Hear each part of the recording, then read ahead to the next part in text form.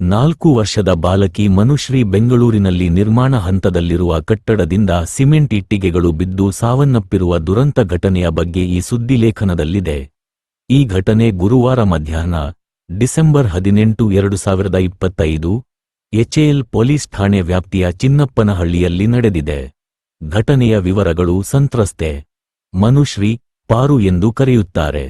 ಶ್ರೀಶೈಲ ಮತ್ತು ಮಮತಾ ದಂಪತಿಗಳ ಮಗಳು, 4 ವರ್ಷ ವಯಸ್ಸಿನವರು.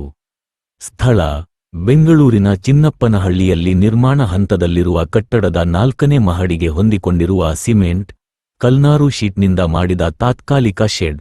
ಕಾರಣ: ಸುಮಾರು 10 ರಿಂದ 12 ಸಿಮೆಂಟ್ ಇಟ್ಟಿಗೆಗಳು ಪಕ್ಕದ ಕಟ್ಟಡದ 4ನೇ ಮಹಡಿಯಿಂದ ಬಿದ್ದು ಶೆಡ್ನ ಛಾವಣಿಯನ್ನು ಪುಡಿ ಮಾಡಿದೆ. ಗಾಯಗಳು: ಮನುಶ್ರೀ ಆಸ್ಪತ್ರೆಗೆ ತಲುಪುವಷ್ಟರಲ್ಲಿ ಸಾವನ್ನಪ್ಪಿದ್ದರು ಎಂದು ಘೋಷಿಸಲಾಯಿತು.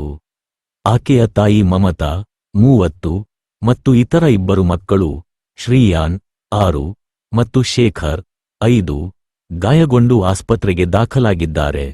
ನಿರ್ಲಕ್ಷ್ಯ: ನಕ್ಷತ್ರ ಚಿಹ್ನೆ ಶ್ರೀನಿವಾಸುಲು ಎಂಬ ವ್ಯಕ್ತಿ ನಡೆಸುತ್ತಿದ್ದ ನಿರ್ಮಾಣ ಕಾಮಗಾರಿಯು ರಕ್ಷಣಾತ್ಮಕ ಬಲೆ ಅಥವಾ ತಡೆಗೋಡೆಗಳಂತಹ ಸಾಕಷ್ಟು ಸುರಕ್ಷತಾ ಕ್ರಮಗಳನ್ನು ಹೊಂದಿರಲಿಲ್ಲ ಎಂದು ವರದಿಯಾಗಿದೆ.